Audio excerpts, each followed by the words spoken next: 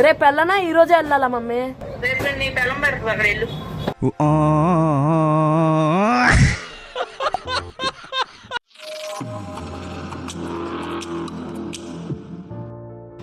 Hi guys, welcome to Pushkar 3D creations. So ఈరోజు Saturday. So ఈరోజు మాకు FA4 ఎగ్జామ్స్ నిన్ననే స్టార్ట్ అయ్యాయి, ఫ్రైడే నుంచి.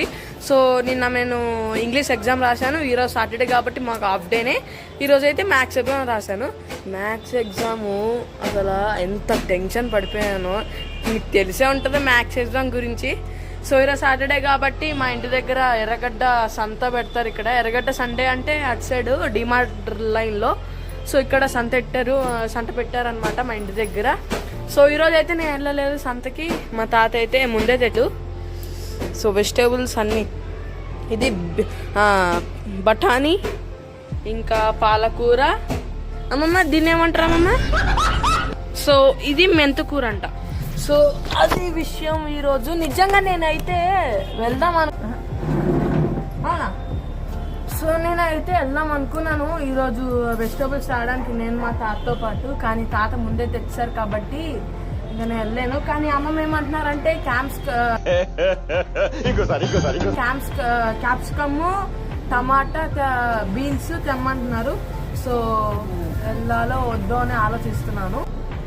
ఇదేదో ప్రమోషనల్ కాల్స్ అవన్నీ వస్తున్నాయి. ఒకసారి మా మమ్మీకి ఫోన్ చేద్దాం. అసలు నేను ఎందుకు ఫోన్ చేస్తున్నానంటే, ఇప్పుడు మా మమ్మీకి ఫోన్ చేసి, మమ్మీ అమ్మమ్మ కూరగాయలు తెమ్మంది కానీ నేను వెళ్ళలేను మమ్మీ, నేను గాలిపటం ఎగరేసుకోవాలని చెప్తే మమ్మీ ఎలా రియాక్ట్ అవుతారో చూద్దాం. అవునా, నిజమా?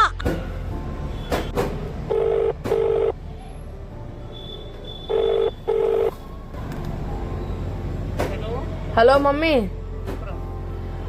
అమ్మమ్మ కూరగాయలు తెమ్మంది మమ్మీ, నువ్వు చెప్పావు కదా వెళ్ళమని. కానీ నేను వెళ్ళను మమ్మీ, గాలిపటం ఎగరేసుకోవాలి.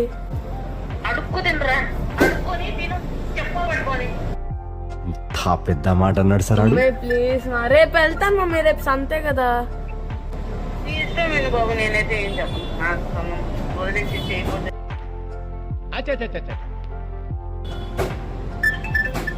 సరేలే మమ్మీ, రేపు వెళ్ళనా ఈ రోజే వెళ్ళాలా? రేపు వెళ్ళనా ఈ రోజే వెళ్ళాలా మమ్మీ? రేపు నీ బెల్లం పెడతావు అక్కడ వెళ్ళు.